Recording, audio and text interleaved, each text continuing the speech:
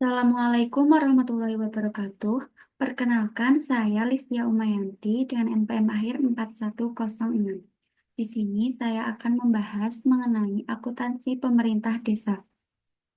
Nah, ada tiga subbab yang akan saya bahas, yaitu yang pertama, karakteristik pemerintah desa, yang kedua, struktur dan komponen APBDes, dan yang terakhir yaitu pencatatan transaksi pemerintah desa.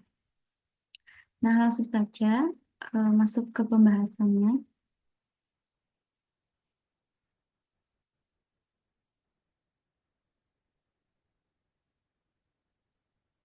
Nah, ini sebab yang akan saya bahas.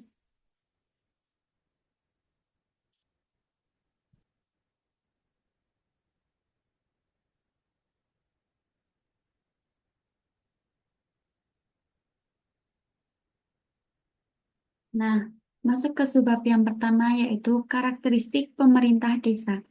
Nah, pemerintah desa menurut Undang-Undang Nomor 6 Tahun 2014 adalah penyelenggaraan urusan pemerintahan dan kepentingan masyarakat setempat dalam sistem pemerintahan Negara Kesatuan Republik Indonesia. Nah, pemerintah desa itu terdiri dari pemerintahan. Pemerintahan desa itu terdiri dari pemerintah desa dan badan permusyawaratan desa.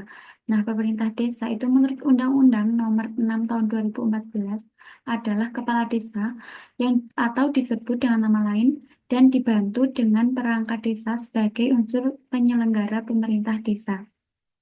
Sedangkan Badan Permusyawaratan Desa atau BPD yang disebut dengan nama lain adalah lembaga yang melaksanakan fungsi pemerintahan yang anggotanya merupakan wakil dari penduduk desa berdasarkan keterwakilan wilayah dan ditetapkan secara demokratis.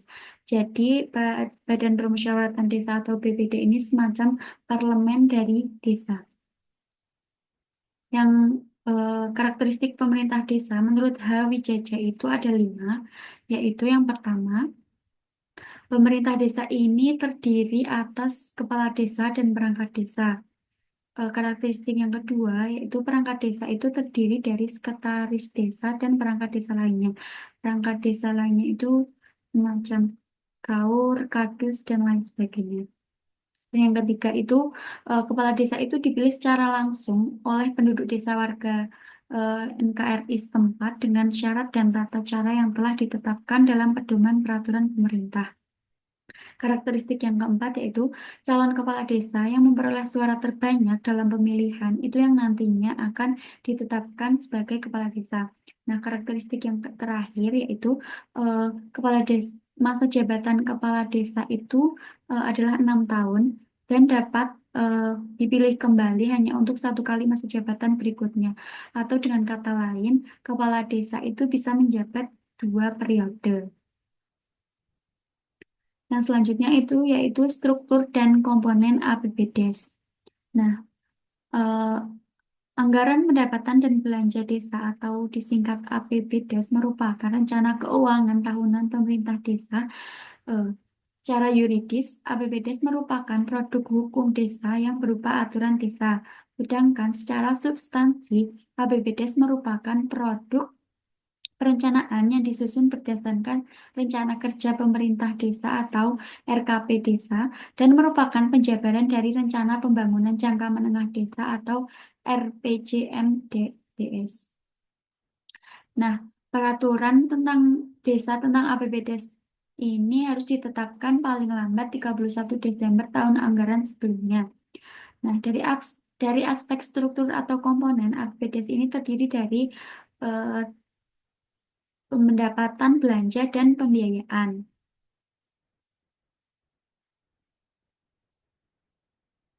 Nah, pendapatan desa itu terdiri dari pendapatan asli desa, transfer, dan pendapatan lain. Nah, pendapatan desa itu merupakan semua penerimaan desa dalam 1 tahun anggaran yang menjadi hak desa dan tidak perlu dikembalikan oleh desa. Nah, penerimaan asli desa itu merupakan penerimaan desa yang diperoleh atas usaha sendiri sebagai pelaksana kewenangan desa, baik dalam bentuk hasil usaha desa, hasil aset, swadaya, partisipasi dan gotong royong, dan pendapatan asli desa lain. Nah, pendapatan asli desa itu dapat diperoleh dari hasil usaha desa, hasil aset, swadaya partisipasi dan gotong royong, dan pendapatan asli desa. Hasil usaha itu merupakan seluruh hasil usaha milik desa yang dikelola secara terpisah berdasarkan peraturan desa berpedoman pada pada peraturan daerah tentang pembentukan dan pengelolaan badan usaha milik desa. Eh, Salah satu contohnya itu yaitu hasil dari BUMDes atau Badan Usaha Milik Desa. Nah, untuk hasil aset merupakan seluruh hasil dari barang milik desa yang berasal dari kekayaan asli milik desa, dibeli atau diperoleh atas beban APD desa atau perolehan hak lainnya yang sah.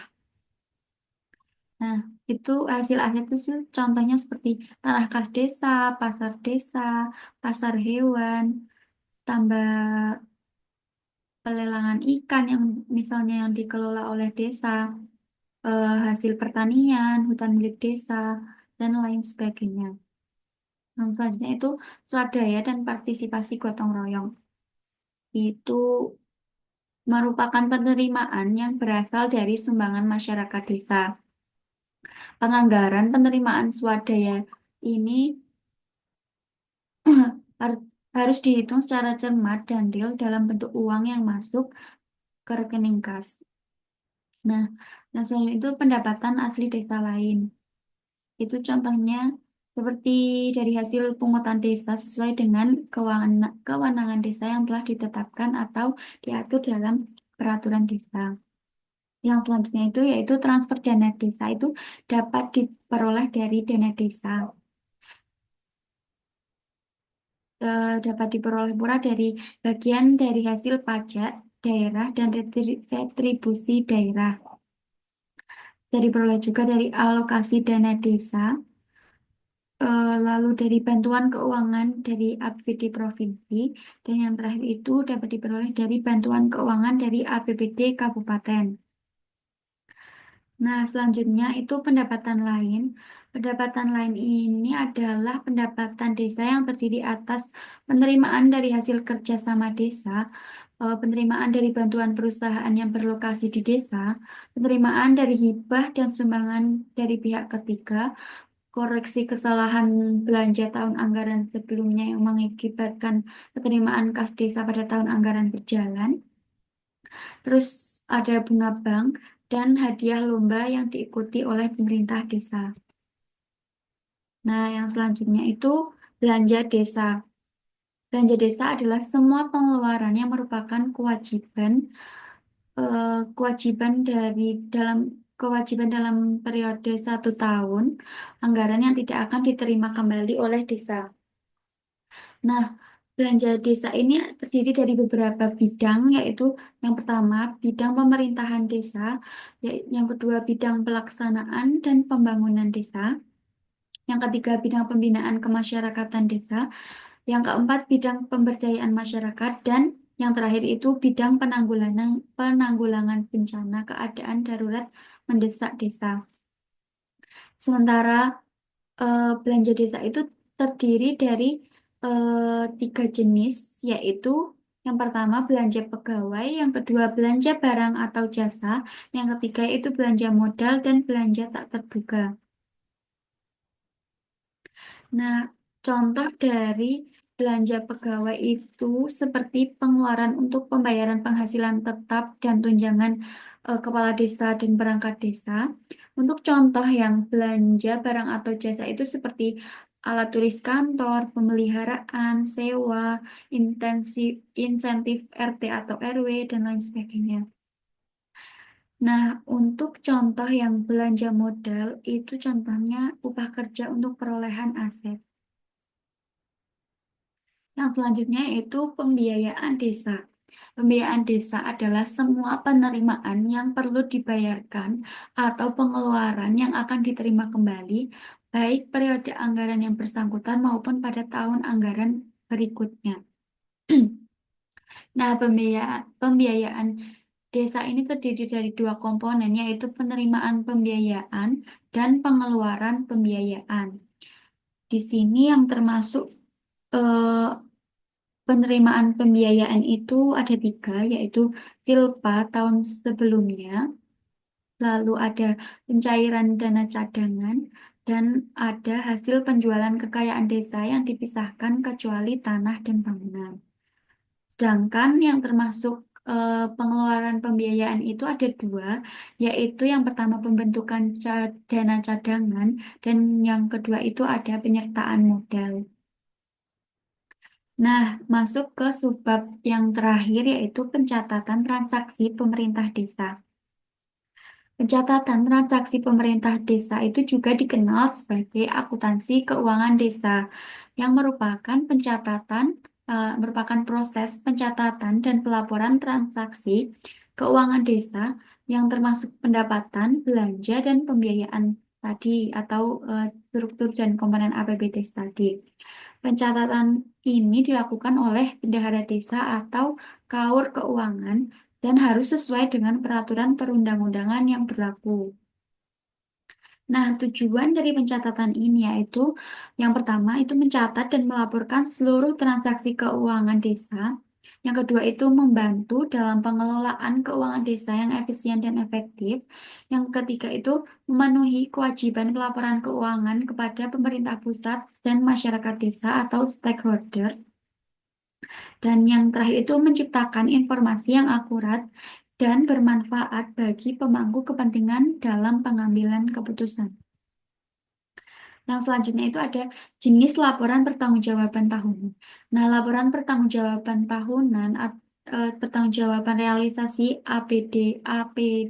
APB desa yang harus dibuat oleh eh, kepala desa ataupun perangkat desa untuk periode tahunan itu terdiri dari yang pertama itu yang harus dibuat itu adalah laporan keuangan yang terdiri dari laporan realisasi pelaksanaan APB desa atau anggaran pendapatan belanja desa. Dan yang kedua itu ada CLK atau catatan atas laporan keuangan. Nah, yang kedua itu ada laporan realisasi kegiatan dan yang terakhir itu yang harus dibuat itu adalah daftar program sektoral, program daerah, dan program lainnya yang masuk ke desa.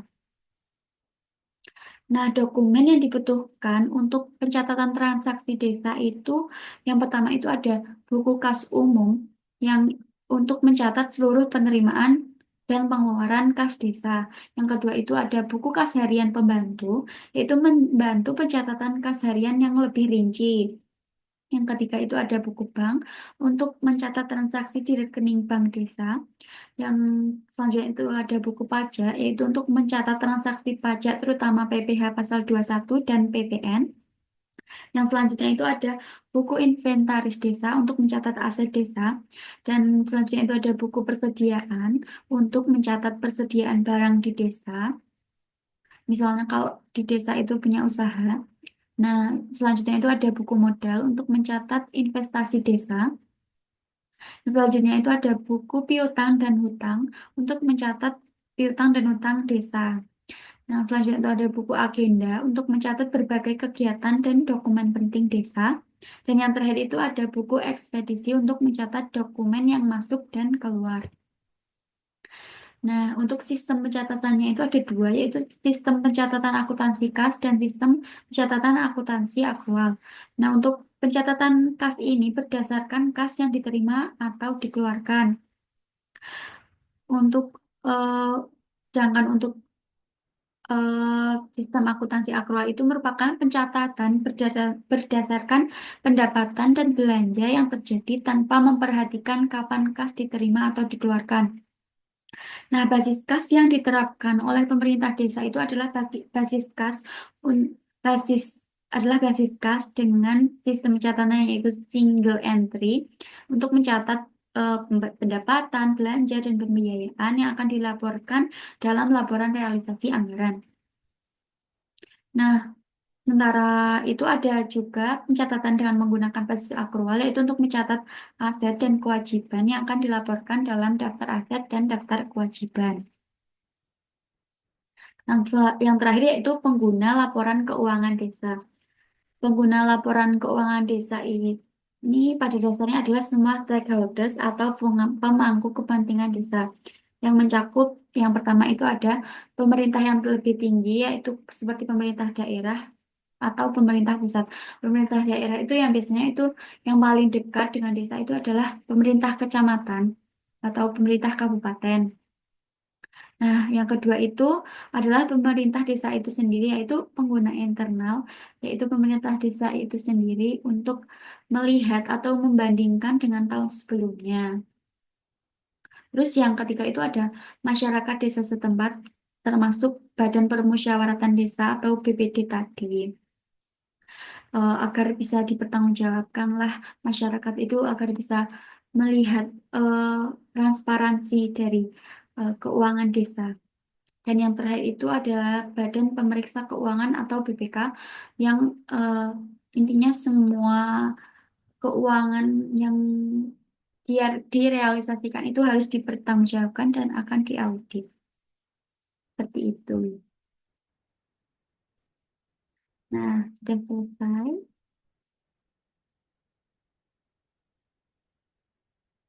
Nah, demikian presentasi yang bisa saya sampaikan atau eh, presentasi. Demikian yang bisa saya sampaikan. Kurang lebihnya mohon maaf. Terima kasih.